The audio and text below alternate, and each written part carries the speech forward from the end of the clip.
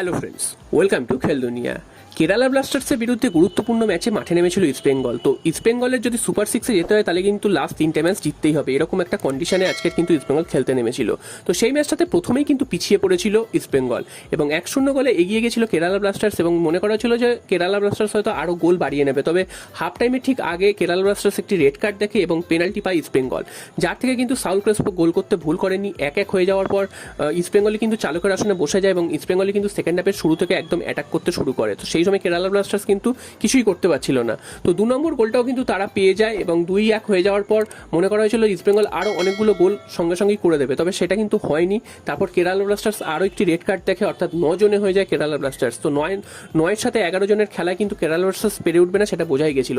তারপরে 3 নম্বর গোলটাও ইস্ট বেঙ্গল পেয়ে যায়। নাওরেম মহেশ তিনি কিন্তু শট মেরেছিলেন, তবে ডিফ্লেকশন হয়ে কিন্তু গোলটা গোল হয়, যার ফলে কিন্তু সেটা কিন্তু ওন গোল দেওয়া হয়েছে এবং 3-1 হয়ে যাওয়ার পর কেরালা ব্লাস্টার্স কিন্তু আবার ম্যাচে ফিরে আসে। সেখানে তারা কিন্তু একটা কাউন্টার অ্যাটাক করে, কাউন্টার অ্যাটাক থেকে কিন্তু ওন গোল করে যান হিজাজি মাহের, যার ফলে 2-3 হয়ে যায় এবং 2-3 হয়ে যাওয়ার পর কিন্তু খেলাটা আবার যেন কেরালা ব্লাস্টার্স ফিরে আসছিল মনে হচ্ছিল।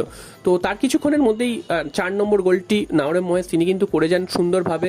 যদিও সেই সময় কেরালা ব্লাস্টার্স একদমই হাল ছেড়ে দিয়েছিল, তাদের কিন্তু কিছুই করার ছিল না।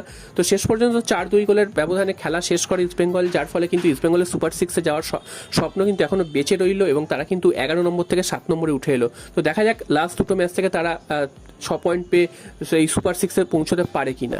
এরপর চলে আসি জুনিয়র ডার্বির কথায়। আন্ডার 15 জুনিয়র ডার্বিতে আজকের মোহনবাগান এবং ইস্ট বেঙ্গল মুখোমুখি হয়েছিল। সেই মোহনবাগান ইস্ট বেঙ্গল ম্যাচে কিন্তু মোহনবাগান 2-0 গোলের ব্যবধানে ইস্ট বেঙ্গলকে হারিয়ে দেয় এবং সেই হারানোর পর কিন্তু ছোটরাও কিন্তু সেই একই সেলিব্রেশন করে, স্টেন গান সেলিব্রেশন, যেটা কিন্তু বড়রা করেছিল সেটাই কিন্তু ফলো হচ্ছে। তো লাস্ট কয়েকদিনের মধ্যে কিন্তু অনেকগুলো ডার্বিতে মোহনবাগান জয় পেল, বিভিন্ন বয়সভিত্তিক ডার্বিতে।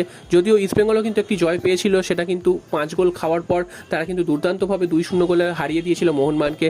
তবে এটা কিন্তু আজকের ম্যাচটা ছিল আন্ডার 15 ডার্বি, তো সেই ডার্বিতে কিন্তু ইস্ট বেঙ্গলকে হারিয়ে দিল মোহনবাগান 2-0 গোলের ব্যবধানে। এটাও কিন্তু ছোটদের ডার্বিতে একটা উল্লেখযোগ্য ঘটনা। আর সবশেষে চলে আসি মোহনবাগানের খবরে। মোহনবাগান কিন্তু আগামী 6 তারিখ পাঞ্জাব এফসির বিরুদ্ধে তাদের ঘরের মাঠে কিন্তু নামছে। সেই ম্যাচটা মোহনবাগানের জন্য খুবই গুরুত্বপূর্ণ হতে চলেছে, কারণ উড়িষ্যা এফসি কালকে জিতে যাওয়ার ফলে উড়িষ্যা এফসি কিন্তু এই মুহূর্তে 2 নম্বরে চলে এসেছে মোহনবাগানকে টপকে গোল পার্থক্যে। তো মোহনবাগানকে যদি ভালো কিছু করতে হয়, মোহনবাগানকে লিগ শিল্ড যদি জিততে হয়, ম্যাচটা তো জিততেই হবে এবং যদি মোহনবাগানকে অন্তত 2 নম্বরেও শেষ করতে হয়, সেক্ষেত্রেও কিন্তু মোহনবাগানের পয়েন্ট পাওয়া জরুরি, কারণ 2 নম্বরে শেষ করতে পারলেও মোহনবাগানের একটা অ্যাডভান্টেজ থাকবে।